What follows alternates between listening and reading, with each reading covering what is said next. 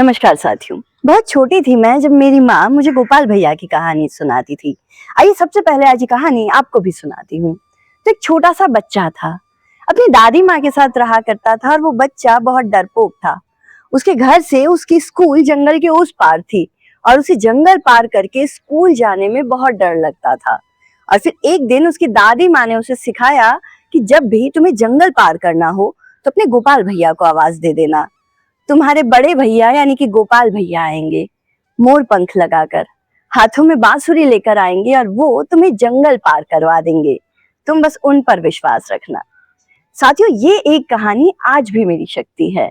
आज भी जब मेरे आसपास कुछ गड़बड़ लगता है, चीजें खराब नजर आने लगती है, तो बस गोपाल भैया वाली कहानी एक विश्वास की तरह मेरे अंदर शक्ति भर देती है। लगता है कि अभी मेरे गोपाल भैया आएंगे और हाथ पकड़कर हर मुसीबत से मुझे बाहर निकाल देंगे। लेकिन साथियों, आज के दौर में जब चारों ओर टेक्नोलॉजी की बरसात हो रही हो तो चीजें बहुत बदल जाती है। चैट जीपीटी, जेमिनाई, सीरी, एलेक्सा और भी न जाने क्या क्या। बच्चे स्कूल से घर आते हैं और मोबाइल या टीवी लेकर बैठ जाते हैं। अपने आसपास हम लगातार ऐसे कई मामले देख रहे हैं जहां छोटे बच्चे तभी खाना खाते हैं जब उन्हें मोबाइल पर कोई गाना चलाकर दे दिया जाए या फिर कोई कार्टून वाला वीडियो चलाकर उन्हें दे दिया जाए। इस तरीके से खाना खाते हुए बच्चों की एकाग्रता बिल्कुल बढ़ जाती है और असली समस्या भी यहीं से शुरू होती है। बीते दिनों कई वैज्ञानिकों और शोधकर्ताओं ने परिणाम निकाले हैं और कहा है कि बेहद कम उम्र में मोबाइल का इस्तेमाल बच्चों के मानसिक स्वास्थ्य के लिए बहुत नुकसानदेह है। इसी समूचे घटनाक्रम का दूसरा पहलू ये भी है कि मोबाइल में खुद को डुबोते बच्चे बड़ी तेजी से अपनी जड़ों से दूर होते जा रहे हैं। इन बच्चों को भारत की सार्वभौमिकता के बारे में, भारत की मौलिकता के बारे में कुछ भी नहीं पता है। नमस्कार साथियों, आज का ये वीडियो आपके लिए बहुत ज्यादा खास होने वाला है। इस वीडियो में आपको बहुत कुछ पता चलेगा। आज हम बात करेंगे एक ऐसे विषय की जो देखना आपके लिए बहुत जरूरी है। तो फिर देर किस बात की, इस वीडियो को पूरा देखिए, बहुत ध्यान से देखिए।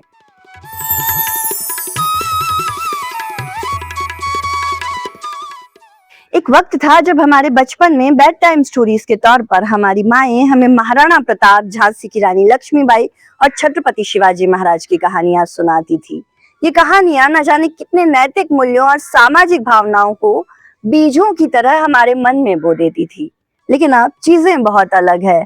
बच्चे सीबीएसई बोर्ड और फिर आईसीएसई बोर्ड में पढ़ रहे हैं, जिनकी शिक्षा प्रणाली विदेशियों ने डिजाइन की है। Have you been studied of Chhatrapati Shivaji Maharaj in your school, in your syllabus? No.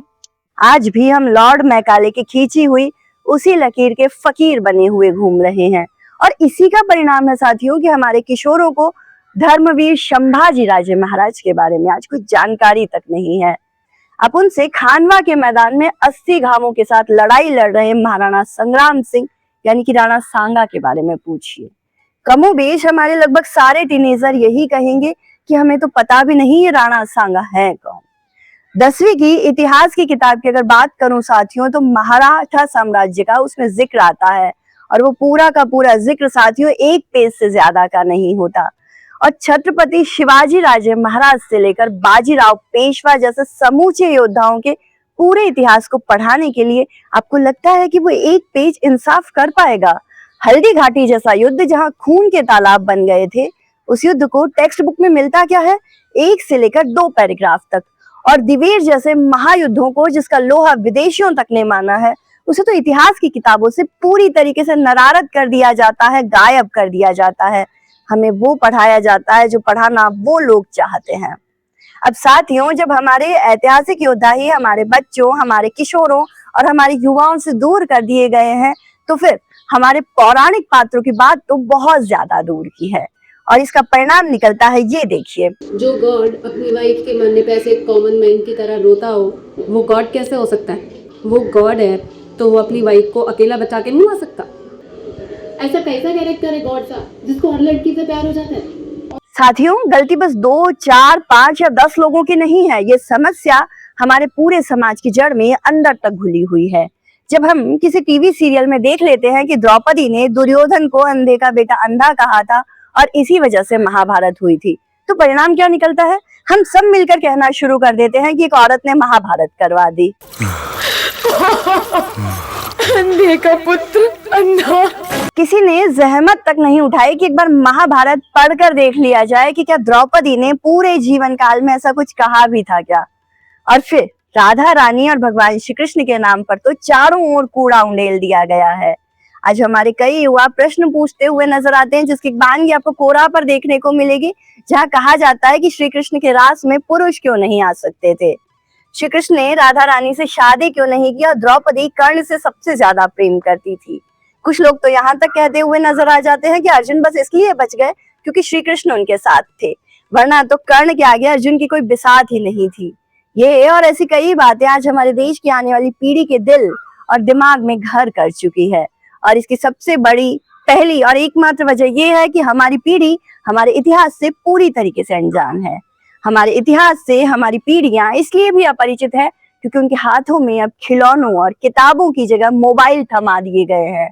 आज आप अपने आसपास के छोटे बच्चों को देखिए, ये बच्चे खाना तभी खाते हैं जब मम्मी उन्हें मोबाइल में कोई वीडियो चला कर दे दे। अपने आसपास आपने और मैंने ऐसे कई बच्चे देखे होंगे जिन्हें अगर मोबाइल से दूर कर दिया जाए तो वे रो रो कर पूरे के पूरे घर को सर पर उठा लेंगे। पीका स्कूल से आते ही मोबाइल देखना शुरू। मना किया था ना मोबाइल नहीं देखना है। देखो पीका, मोबाइल देखने से आंखें खराब हो जाएगी। लेकिन साथियों, अब सवाल ये है कि क्या बच्चों के हाथों में मोबाइल देना सच में एक सही फैसला है।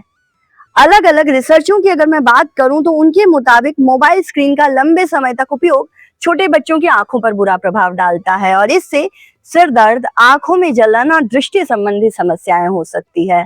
मोबाइल फोन पर कई तरीके के रोगाणु होते हैं जो बच्चे की अधूरी विकसित प्रतिरक्षा प्रणाली यानी कि इम्यून सिस्टम को इफेक्ट कर देते हैं, और बहुत ज्यादा स्क्रीन टाइम बच्चों में गुस्सा और चिड़चिड़ापन को बढ़ा देता है और इसकी वजह से उनके मानसिक और शारीरिक विकास पर बहुत बुरा असर पड़ता है।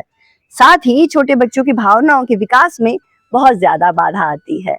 मोबाइल फोन की लत बच्चों के सामाजिक कौशल को भी बहुत बुरे तरीके से प्रभावित करती है और इसकी वजह से वो अपनी रियल लाइफ में दोस्तों और परिवार से दूर हो जाते हैं क्योंकि उनको कहीं ना कहीं अपना सारा सुकून, अपनी सारी शांति अपने उस मोबाइल में मिलने लगती है।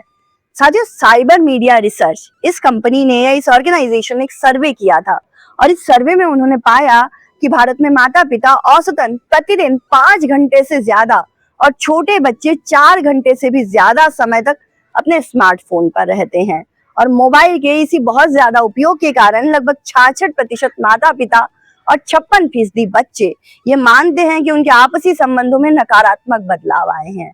इस सर्वे में शामिल लगभग 73% माता पिता और 70% बच्चों ने यह भी माना कि मोबाइल फोन का ज्यादा उपयोग उनके बीच में लड़ाइयों की एक वजह बना है। इसी तरीके से साथियों, हाल ही में एक स्टडी हुई थी जिसके मुताबिक ज्यादा स्क्रीन टाइम यानी मोबाइल पर ज्यादा देर बिताने से छोटे बच्चों का विकास धीमा हो जाता है।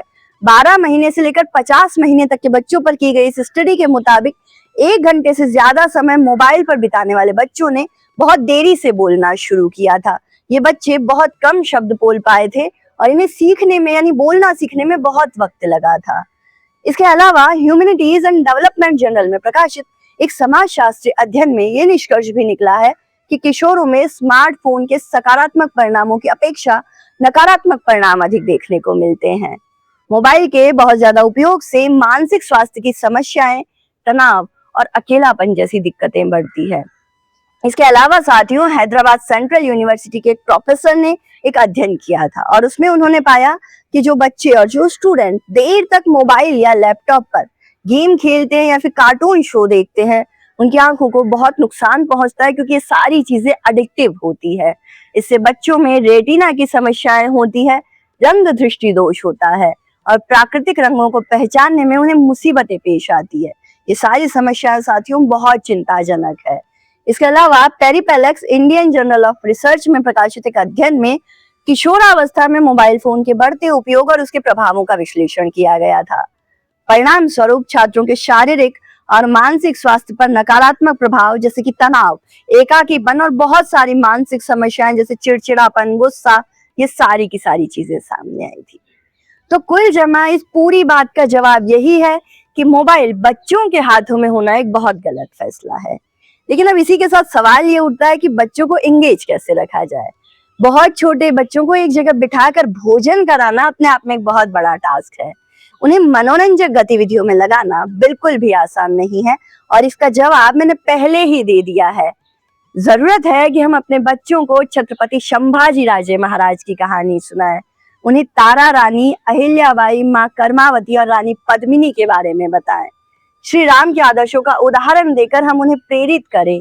श्री कृष्ण के जीवन के अलग अलग प्रसंग सुनाकर हम उन्हें बुद्धि, कौशल और साहस की प्रेरणा दें। श्री गणेश जी का उदाहरण देकर हम उन्हें ज्ञान और बुद्धि के पैमानों के बारे में बताएं। फैसला आपका है साथियों कि आपके बच्चे श्री राम और श्री कृष्ण से लेकर छत्रपति शिवाजी राजे महाराज, लक्ष्मीबाई, महाराणा प्रताप, महाराणा कुंभा, पृथ्वीराज चौहान के आदर्शों को जाने, उनके आदर्शों के साथ बड़े हों, या फिर अपने ही धर्म और अपनी ही संस्कृति से पूरी तरीके से अनजान रह जाएं, ताकि कभी भी उठकर कोई भी उन्हें मैनिपुलेट कर दे। उनका स्वास्थ्य, उनकी मानसिक स्थिति और उनका भावनात्मक विकास, न जाने ऐसे कितने कारण हैं जहां अपने बच्चों के मानसिक, शारीरिक और भावनात्मक स्वास्थ्य के लिए अब आपको फैसला लेना होगा। रही बात सनातन धर्म के रहस्यों की, तो उसके लिए तो लगातार मैं वीडियोस लाने की कोशिश करती ही रहती हूँ, जिससे आप समझ सकें सत्य सनातन धर्म को। अगर ये वाला वीडियो आपको पसंद आया है तो इसे लाइक करना ना भूलें, अपने दोस्तों के साथ शेयर करें और हाँ, मेरे चैनल को सब्सक्राइब कर लें। मैं जल्द लौटती हूँ और तब तक के लिए जय श्री कृष्ण।